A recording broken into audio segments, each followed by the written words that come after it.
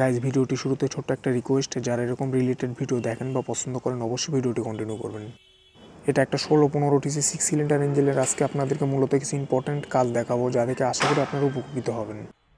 ইঞ্জিনটা প্রায় টোটাল খোলা হয়েছিল, এখন প্রায় 95% কাজ কমপ্লিট। এখন কিছু ইম্পর্টেন্ট মেজর কাজ দেখাবো আপনাদেরকে। যেমন ওয়াটার পাম্পটা সেট আপ করা হচ্ছে, এটা গোটা ব্লকে অর্থাৎ গোটা ইঞ্জিনে পানি সাপ্লাইয়ের কাজ করে ওয়াটার পাম্পটি। তো ওয়াটার পাম্পটি যখন আপনারা সেট করবেন অবশ্যই ওয়াটার পাম্পটির যে গ্যাস কিট থাকে গ্যাস কিট এবং সাথে পেস্টিং আটা দিয়ে সেট আপ করবেন, যাতে এটা কখনো মিস না হয়। এই ওয়াটার পাম্পটি লাগানোর টাইমে অবশ্যই এটাতে গ্যাস কিট দিয়ে লাগাবেন, আর গ্যাস কিট যদি না পান অবশ্যই পেস্টিং আটা দিয়ে লাগাতে পারেন, তাতে কোনো প্রবলেম নেই। একটু বেশি করে দিবেন যাতে এটা মিস না করে, আর মিস করলে তো বুঝতে পারতেছেন নেক্সট টাইম প্রবলেমে পড়তে হবে। এই ইঞ্জিনটাতে মূলত সবথেকে ইম্পর্টেন্ট কাজ হচ্ছে সাইড কভারটা লাগানো। এই সাইড কভারটা লাগানোর টাইম অনেকেই দেখা যাচ্ছে যে মিস্টেক বশত একটু টাল থাকলে ওইভাবে লাগায় দেয়, বা এর যে সিলটা আছে সিলটা ছাড়াই লাগায়। কিন্তু এই কাজটা কখনো করা যাবে না এই ইঞ্জিনটাতে, কারণ এই ইঞ্জিনটাতে এই সাইড কভারটা খুবই ক্রিটিক্যাল এবং এটা একটা মেজর কাজ বলতে পারেন। কারণ অনেক মিস্ত্রি এটা লাগানোর টাইমে ভুলবশত মিস করে, পরে আবার এটার জন্য ফ্যাক কাটা লাগে। কারণ এই সাইড কভারটা এমন একটা সাইড কভার, এটা যখন অ্যাকশন সাইডটা লাগাবেন, লাগানোর পর যদি ভুলবশত দেখা যাচ্ছে সিল দিচ্ছেন না বা আঠা দিচ্ছেন না বা ঘাবলতি করে তেমন একটা এটার উপরে কোনো রকম একটা কোনো এনার্জি ছাড়াই আপনি ফিল করে লাগাচ্ছেন, তখন কিন্তু এটা নিয়ে প্রবলেম ফেস করতে হবে। কারণ এটা যখন লাগাবেন, লাগানোর পরে কিন্তু সাইড কভারটা আপনি ইঞ্জিন তোলার পরে খুলতে পারবেন না। কারণ খুলতে পারবেন না এটাই, সেটা হচ্ছে যে সাইড কভারটা খোলার টাইম আপনাকে গোটা ফুয়েল পাম্প সহকারে খুলে তারপরে ফুয়েল পাম্প বের করে তারপরে সাইড কভারটা খুলতে হবে। তো মূলত এই সাইড কভারটা যদি আপনারা লাগান, সতর্কর সাথে সুন্দর করে দেখে শুনে তারপরে লাগাবেন, কারণ এই সাইড কভারটা এমন একটা সাইড কভার, এটা একবার লাগানোর পরে খোলা খুবই টাফ ব্যাপার। তো সাইড কভারটা আপনারা যখন লাগাবেন তখন অবশ্যই সাইড কভারের উপরে আঠা দিয়ে নেবেন এবং সাইড কভারটাকে ভালো করে দেখবেন টাল আছে নাকি।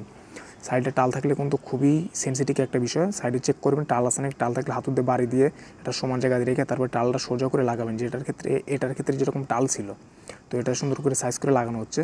আর অবশ্যই সাইডে যে সিলটা, এটা অরিজিনাল একটা নতুন সিল দিবেন, দিয়ে সুন্দর করে পেস্টিং আটা মেরে নেবেন, নিয়ে তারপরে এখানে সাইড কভারটা লাগাবেন। আর এই সাইড কভারের সবথেকে ইম্পর্টেন্ট কাজ হচ্ছে বোল্টটা টাইট দেওয়ার টাইমে কিন্তু কোনো প্রেশারে বোল্ট টাইট দেওয়া যাবে না। এই সাইড কভার যখন আপনি লাগাবেন তখন এই সাইড কভারে বোল্টটা খুবই স্মুথভাবে টাইট দিতে হবে। স্মুথ মিডিয়াম টাইট যাকে বলে, এটাতে কোনো প্রেশারে টাইট দেবেন না, দিলে কিন্তু সিল ফেটে আবার বাড়া আসবে। তো আপনারা যখন লাগাবেন এটাতে সুন্দর করে, যেমন দেখতে পাচ্ছেন এটা একটা মিডিয়াম মিড টাইট বলা হয়, এটা একটা মিডিয়াম টাইট দেওয়া হচ্ছে। জাস্ট এই টাইটই থাকবে, আর বেশি টাইট দেওয়া যাবে না। এটা যদি টানা এক্সট্রা করে টাইট দেন তাহলে কিন্তু সিল ফেটে বাড়া যাবে, আর ইঞ্জিন তোলার পরে এটাতে হর করে মোবিল বাড়াবে।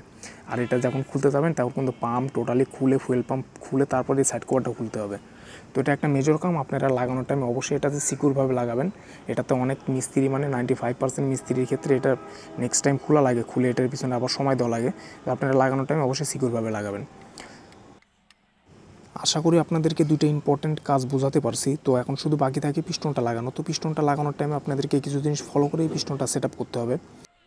পিস্টনটা যদি আপনার বাদ হয়ে যায় সেক্ষেত্রে আপনাদের অবশ্যই কানেক্টিং থেকে পিস্টনটা আলাদা করতে হবে। তো পিস্টনটা যখন আপনি কানেক্টিং থেকে আলাদা করবেন, এটা কিন্তু একটা মার্ক আছে, এই মার্কটা কিন্তু আপনাকে ফলো করতে হবে, করে পিস্টনটা খুলতে হবে। এই মার্কটা কিন্তু খুবই ইম্পর্টেন্ট মার্ক, এটা কিন্তু সবাই বুঝবে না এবং মিস্ত্রিরাও কিন্তু অনেক সময় হিমশিম খেয়ে যায় মার্কটা বুঝতে। তো আপনাদেরকে সর্বপ্রথমে মার্কটা বুঝে পিস্টনটাকে আলাদা করতে হবে কানেক্টিং থেকে। কানেক্টিং থেকে আলাদা করে নতুন একটা পিস্টন জাস্ট ওই মার্কে আপনি সুন্দর করে লাগাতে হবে। এটার মার্ক এটা পাম্পের সাইডে একটা মার্ক থাকে, এটা আপনাদেরকে ওইভাবে হয়তো আমি বুঝাতে পারবো না, কারণ এই মার্কটা খুব ইম্পর্টেন্ট। এটা যদি উল্টাপাল্টা করেন তাহলে কিন্তু পিস্টন কানেক্টিংটা যে ডাইরেক্ট ব্লকে বেঁধে যাবে। এই কানেক্টিংটা যদি আপনি উল্টাপাল্টা করে লাগান তাহলে ডাইরেক্ট যে কানেক্টিংটা ব্লক আছে ব্লকে যে ডাইরেক্ট বেঁধে যাবে ঘুরাতে লাগলে, বাংলা শর্টকাট হিসাব। তো আপনারা যদি এটা উল্টাপাল্টা করে লাগান তাহলে কিন্তু বুঝতে পারতেছেন কী হবে। তো এটা লাগানোর টাইমে অবশ্যই আপনারা সিকিউরভাবে দেখে এবং এটা যে মাপে ছিল, যে মার্কে ছিল, এই মার্কে আপনি 6টা পিস্টন সুন্দর করে নতুনভাবে লাগাবেন। প্রথম পয়েন্ট এটা।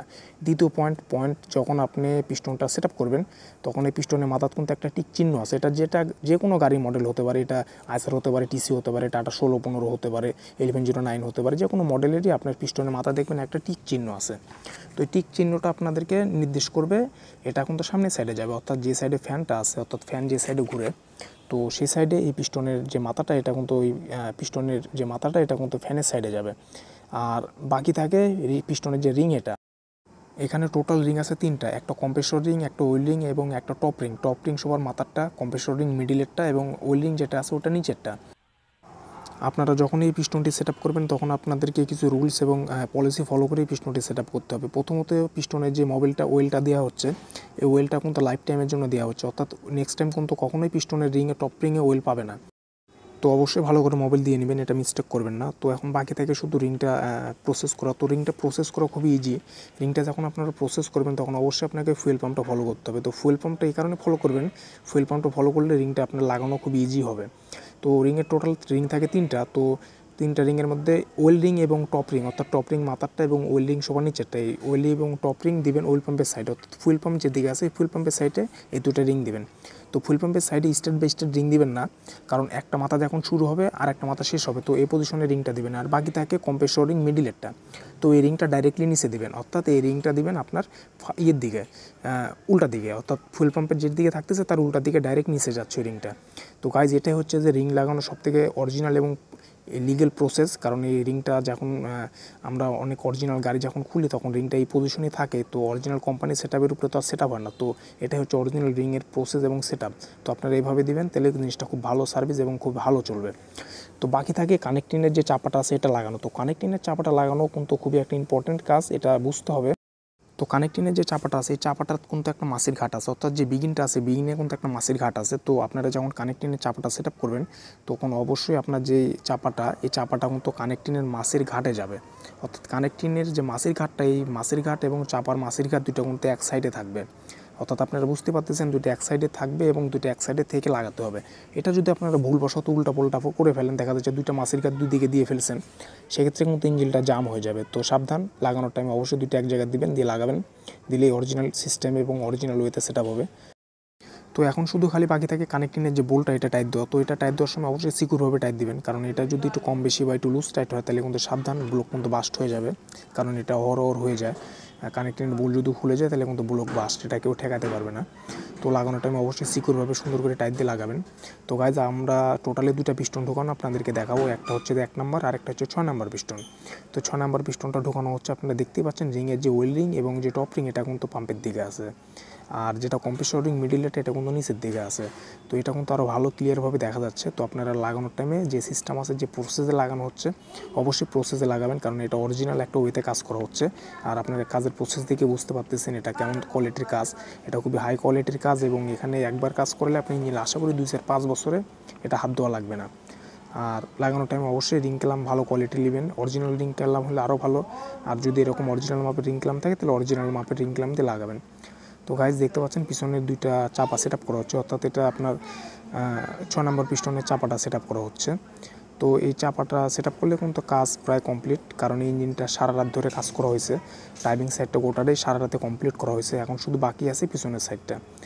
তো গাইজ ভিডিওটি যদি ভালো লেগে থাকে অবশ্যই লাইক কমেন্ট শেয়ার করবেন। সবাই ভালো থাকবেন, সুস্থ থাকবেন, আল্লাহ হাফেজ।